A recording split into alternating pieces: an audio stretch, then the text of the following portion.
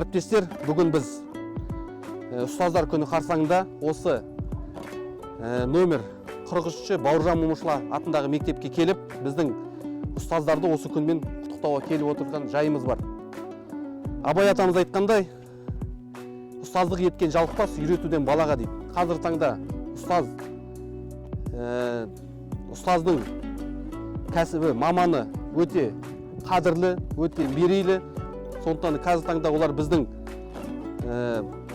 болашағымызды тәрбиелеудегі үлкен жұмыс атқарып жатыр. Сондықтан да бізде де бүгін ғана емес, жалпы басқа күнделікті осы ұстаздарымызды әрқашан құрмет көрсетіңіздер. Олай болса, дайын болсақ, құттықтауға кеттік.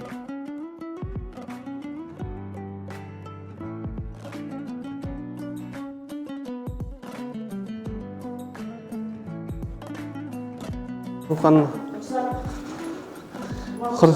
сәлеметсіздер. Құрметті Магрух ханым, сізді келе жатқан ұстаздар күнімен шын жүректен құттықтаймыз. Сондықтан да өзім арнайы келіп сіздерді құттықтап, ұстаздарды әрқашан сіздердің еңбектеріңізді ерекше біз бағалаймыз, құрметтейміз.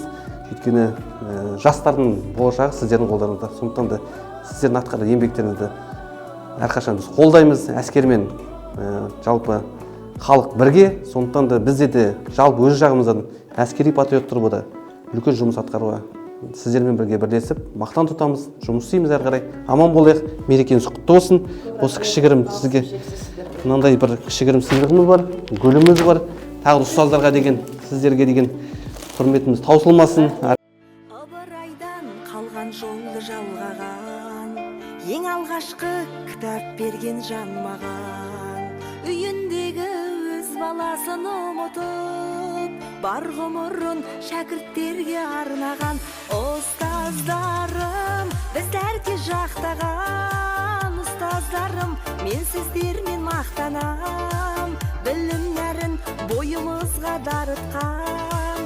Ұстаз деген барлығынан жақсы адам.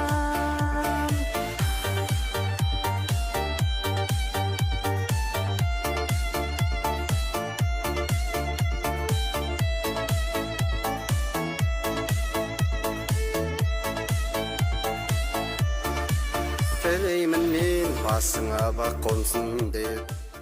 Өзіміздің төл мерекемізде осылай бізді құрмет көрсетіп, бізді қошемет көрсетіп, құттықтап жатқандарыңыз үшін біз алғыстан басқа айтарымыз жоқ. Еңбектеріңіз ерен, сіздердің еңбектеріңізді біз пір тұтамыз, құрмет тұтамыз. Сіздерге біздің тараптан қандай қолдау қажет болса да, қашанда сіздермен біргеміз, дайынбыз. Біздің мерекеміз сіздер үшін де құтты болсын.